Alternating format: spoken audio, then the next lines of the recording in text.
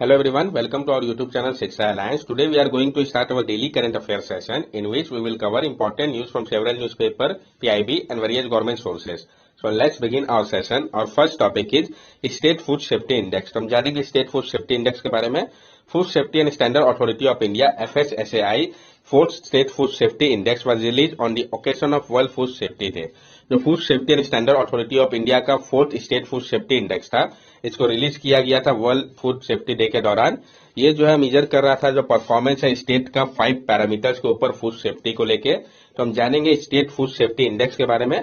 The index was developed by FSSAI Food Safety and Standard Authority of India in 2018-19 to measure the performance of state on 5 significant parameters of food safety. ये जो index है इसको develop किया गया था food safety and standard authority of India के द्वारा 2018-19 में, ताकि मेजर किया जा सके जो परफॉर्मेंस है स्टेट का 5 सिग्निफिकेंट पैरामीटर्स में फूड सेफ्टी के लिए. The parameter include human resources and institutional data, compliance, food testing, infrastructure and surveillance, training and capacity building and consumer empowerment. ये जो पैरामीटर है ये इंक्लूड करता है human resource and institutional data, compliance, food testing, infrastructure and surveillance, training and capacity building and consumer empowerment को. The index will help in providing safe and nutritious food to our citizen. ये जो index है मदद करता है provide करने में safe और न्यूट्रिशियस फूड हमारे सिटीजन को. परफॉर्मेंस जो है वेरियस स्टेट का ये इंपॉर्टेंट हो जाता है. तमिलनाडु जो है वो टॉप किया है स्टेट फूड सेफ्टी इंडेक्स में. उसके बाद आपका सेकंड पोजीशन में गुजरात है एंड थर्ड पोजीशन में महाराष्ट्र है. अगर हम स्मॉलर स्टेट की बात करें तो गोवा फर्स्ट पोजीशन में है, सेकंड में मणिपुर है एंड देन सिक्किम है. और अगर हम यूनियन टेरिटरी की बात करें तो जम्मू एंड कश्मीर जो है वो फर्स्ट पोजीशन पे है, दिल्ली सेकंड पोजीशन पे है और चंडीगढ़ थर्ड पोजीशन पे है. वर्ल्ड फूड सेफ्टी डे के बारे में हम जान ले. The World Health Organization and the Food and Agriculture Organization of the United Nation jointly facilitated the observance of World Food Safety Day in collaboration with member state and other relevant organization. जो World Health Organization है और Food and Agriculture Organization United Nation का, इन्होंने jointly facilitate किया था observance food World Food Safety Day का collaboration में member state और अदर रिलेवेंट ऑर्गेनाइजेशन के साथ. पहली बार इसको ऑब्जर्व किया गया था, सेलिब्रेट किया गया था 2019 में. ऑब्जेक्टिव इसका क्या है? स्ट्रेंथन करना जो कमिटमेंट है कि स्केल अप किया जाएगा फूड सेफ्टी को एडिस अबाबा कॉन्फ्रेंस के दौरान जेनेवा फोरम में 2019 के जो future of food safety umbrella था उसके अंतर्गत. थीम क्या है 2022 का? Safer food better health. ये आपका 2022 का थीम है, तो ये भी इंपॉर्टेंट हो जाता है. नेक्स्ट टॉपिक है हमारा commission for air quality management. हम जानेंगे commission for air quality management CAQM के बारे में. पहले भी इस टॉपिक को हम लोगों ने एक बार डिस्कस कर रखा है. The Commission for Air Quality Management has issued direction to ban the use of coal in industrial, domestic and other miscellaneous application in the entire Delhi NCR region from 1st January 2023. जो commission for air quality management है उन्होंने issue किया है direction को कि ban कर दिया जाएगा जो यूज है कोल का इंडस्ट्रियल, डोमेस्टिक व अदर मिसलिनियस एप्लीकेशन पे पूरे दिल्ली के NCR रीजन के लिए 1 जनवरी 2023 से. जरूरत ऐसा क्यों पड़ा? This step is taken to bring down green house gas emission in Delhi NCR. Delhi is among the world most polluted capital city. ये जो स्टेप है इसको लिया गया है ताकि कम किया जा सके ग्रीन हाउस गैस के एमिशन को दिल्ली पे. जो दिल्ली है आपका वर्ल्ड का मोस्ट पॉल्यूटेड कैपिटल सिटी है, पॉल्यूटेड है ना कि populated. It will help save 1.7 million ton of coal annually. इससे क्या होगा? बचत होगा 1.7 मिलियन टन कोल का हर एक साल.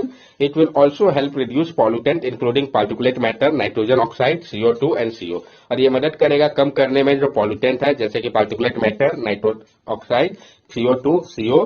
हम जानेंगे commission for air quality management CAQM के बारे में. The commission was first form by an ordinance in October 2020. ये जो कमीशन था इसको पहली बार फॉर्म किया गया था ऑर्डिनेंस के माध्यम से अक्टूबर 2020 पे. The erstwhile environment pollution prevention and control authority और EPCA has been dissolve to make way for the commission. जो environment pollution prevention and control authority था उसको डिसॉल्व किया गया कमीशन को बनाने के लिए. The commission will be A statutory authority. ये जो कमीशन है ये एक स्टैट्यूटरी अथॉरिटी है. The Commission will supersede bodies such as Central and State Pollution Control Board of Delhi, Punjab, Haryana, UP and Rajasthan. ये जो कमीशन है ये सुपरसीड करेगा बॉडीज को जैसे कि सेंट्रल और स्टेट पॉल्यूशन कंट्रोल बोर्ड हो गया दिल्ली, पंजाब, हरियाणा, यूपी और राजस्थान का, उसको ये सुपरसीड करेगा. In 2021, the Parliament approved the Commission for Air Quality Management in National Capital Region and Adjoining Areas Bill. और 2021 में पार्लियामेंट ने अप्रूव किया था commission for air quality management को नेशनल कैपिटल रीजन और एडजॉइनिंग एरिया बिल के तौर पे. इसके कंपोजिशन को हम समझ ले. Chairperson to be chair by a government official of the rank of secretary और चीफ सेक्रेटरी. जो चेयरपर्सन का पोस्ट होगा उसको चेयर किया जाएगा गवर्नमेंट ऑफिशियल के द्वारा, जिसका रैंक सेक्रेटरी व चीफ सेक्रेटरी का होना चाहिए। Chairperson will hold the post for 3 year और until he she attend the age of 70 years. जो चेयरपर्सन है वो होल्ड कर सकेंगे इस पोस्ट को 3 ईयर्स के लिए, वह उनका एज जब तक 70 ईयर्स नहीं हो जाता है, जो भी अर्लियर होगा। It will have members from several ministry as well as representative from stakeholder state। इसमें बहुत सारे मेंबर होंगे सेवरल मिनिस्ट्री के, साथ साथ रिप्रेजेंटेटिव होंगे स्टेक होल्डर स्टेट के।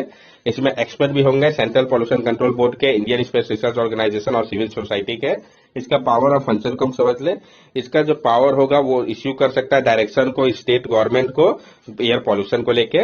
ये इंटरटेन करेगा कंप्लेन को जो कि नेसेसरी होगा प्रोटेक्ट करने के लिए और इंप्रूव करने के लिए क्वालिटी को एयर का एनसीआर और एडजॉइनिंग एरिया पे। It will also lay down parameter for control of air pollution, और ये पैरामीटर को भी ले डाउन करेगा कंट्रोल करने के लिए एयर पॉल्यूशन को।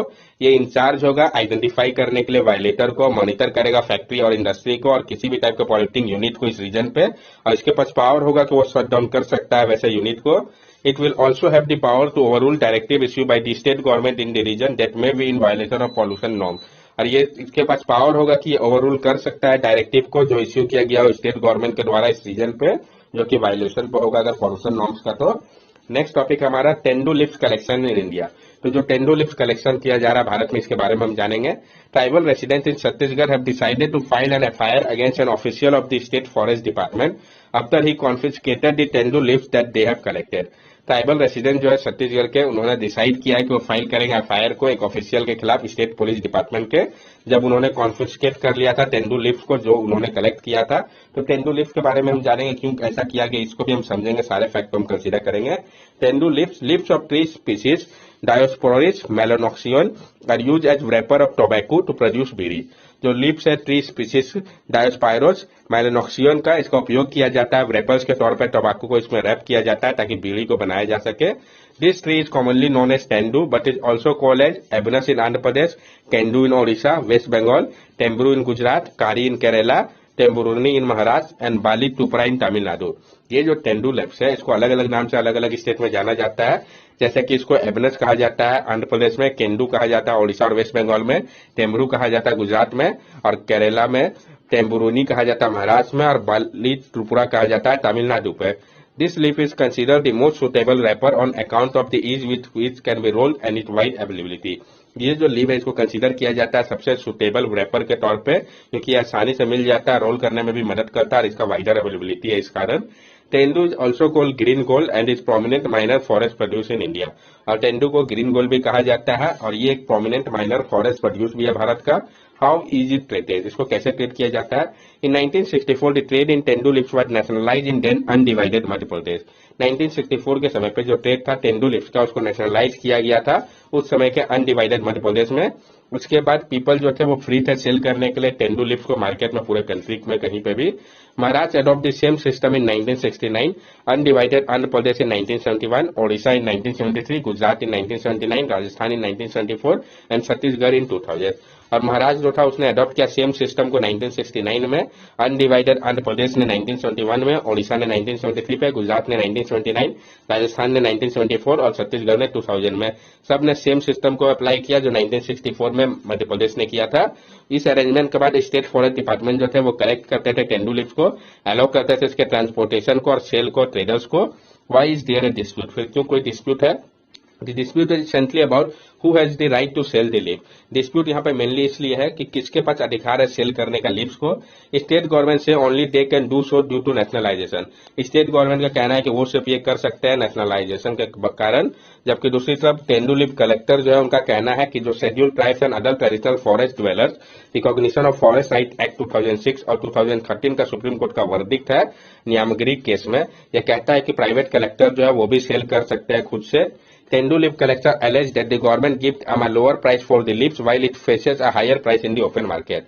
तेंदू लिप कलेक्टर का कहना है कि गवर्नमेंट जो है उनको लोअर प्राइस देती है उनके लिप्स के लिए, जबकि उनको हायर प्राइस मिलता है अगर वो ओपन मार्केट में बेचते हैं तो। What do the tribal want? Tribal चाहते क्या है। The tribal after having obtained forest right lease under the FRA 2006 now want to sell tendu lips on their own with the permission of ग्राम सभा and make good profits। तो tribal है उन्होंने forest right lease के अंतर्गत FRA 2006 के अंतर्गत lease में ले लिया है।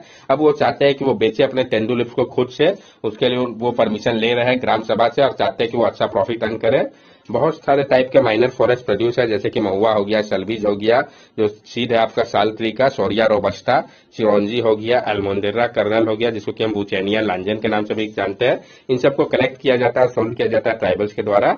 इसलिए कोई डिस्प्यूट होना नहीं चाहिए था तेंदुलिप को लेकर, लेकिन जो डिस्प्यूट है उसको सॉर्ट आउट करना होगा। तो हम जानेंगे फॉरेस्ट प्रोड्यूस इन इंडिया, जो फॉरेस्ट प्रोड्यूस होता है इंडिया पे, इसके बारे में भी।